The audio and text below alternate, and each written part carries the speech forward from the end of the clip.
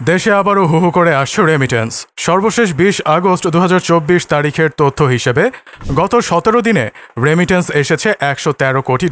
আগস্টের প্রথম ১৭ দিনে দেশে বৈধ পথে $১১,৪২,২০,০০০ মার্কিন ডলার রেমিটেন্স এসেছে। এর মধ্যে ৪ আগস্ট থেকে ১০ আগস্ট পর্যন্ত এসেছে $৩৮,৭১,২০,০০০ এবং ১১ থেকে ১৭ আগস্ট পর্যন্ত এসেছে $৬৫,১৪,০০,০০০। সোমবার কেন্দ্রীয় ব্যাংকের প্রকাশিত হালনাগাদ প্রতিবেদন থেকে এ তথ্য জানা গেছে। সুপ্রিয় দর্শক, আসুন জানি রেমিটেন্স কি, কিভাবে রেমিটেন্স একটি দেশের অর্থনৈতিক চাকাকে সমৃদ্ধ করে।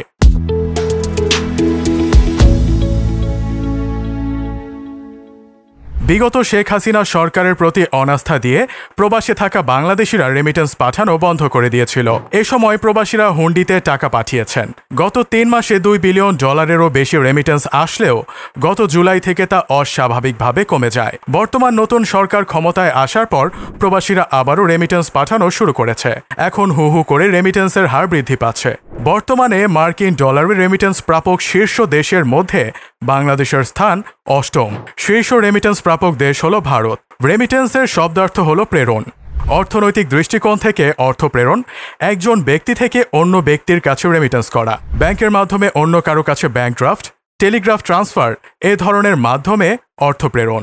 আমাদের দেশে এখন রেমিটেন্স কথাটি বেশিরভাগ ব্যবহার করা হয় বিদেশ থেকে আসা প্রবাসীদের প্রেরিত অর্থকে। রেমিটেন্স আসে কারেন্সি বা ব্যাংক নোট হিসেবে, ব্যাংক ড্রাফটের মাধ্যমে, মেল ট্রান্সফার এবং সবচেয়ে জনপ্রিয় মানি ট্রান্সফার মেকানিজমের মাধ্যমে বিদেশে ব্যাংক, অন্যান্য মানি ট্রান্সফারের মাধ্যমে প্রেরিত ফরেন এক্সচেঞ্জ। প্রবাসীদের প্রেরিত রেমিটেন্সের অর্থ বাংলাদেশের অর্থনীতির অন্যতম মূল চালিকা শক্তি।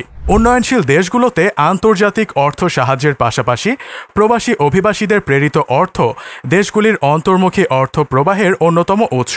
এগুলো আন্তর্জাতিক পুঁজি প্রবাহের অন্যতম অংশ।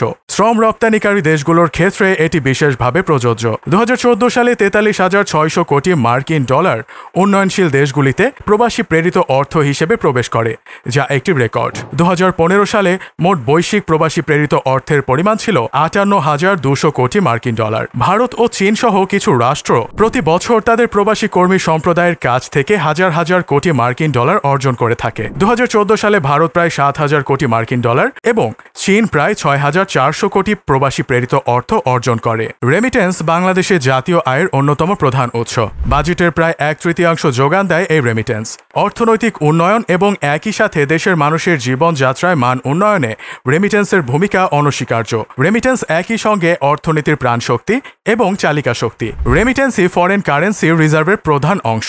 আমদানির বিপরীতে বৈদেশিক দেনা পরিশোধে এই রেমিটেন্স প্রধান ভূমিকা পালন করে থাকে। বিদেশে কর্মরত লাখো মানুষের ঘাম ঝরানো শ্রমে অর্জিত টাকা দেশকে বছরের পর বছর ধরে উন্নত করে চলেছে। তাদের পাঠানো টাকায় সচল আমাদের অর্থনীতির চাকা এবং সচল আমাদের জীবন। টাকা তাদের পরিবারের লোকজনের জীবনকে যেমন করেছে দারিদ্র্যমুক্ত এবং সচ্ছল, তেমনি দেশের আর্থসামাজিক অবস্থানকে উন্নত করছে। বাংলাদেশ ব্যাংকের তথ্য অনুযায়ী ২০২০-২১ অর্থ বছরে প্রবাসীরা $২,৪৭৭ কোটি রেমিটেন্স পাঠিয়েছে, যা এ যাবৎকালের রেকর্ড।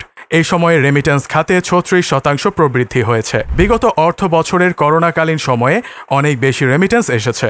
আসুন জানি দেশের অর্থনীতিতে রেমিটেন্সের ভূমিকা কি। বাংলাদেশের অর্থনীতিতে রেমিটেন্সের ভূমিকা অত্যন্ত গুরুত্বপূর্ণ। এটি দেশের বৈদেশিক মুদ্রার রিজার্ভ বৃদ্ধি করে, দারিদ্র্য হ্রাসে সাহায্য করে এবং অর্থনৈতিক প্রবৃদ্ধিতে অবদান রাখে। রিজার্ভ বৃদ্ধি পেলে দেশের মুদ্রার স্থিতিশীলতা বজায় থাকে এবং আমদানি করা সহজ হয়। রেমিটেন্সের অর্থ ব্যবহার করে অনেকে নতুন ব্যবসা শুরু করে এবং নিজের কর্মসংস্থানের ব্যবস্থা করে।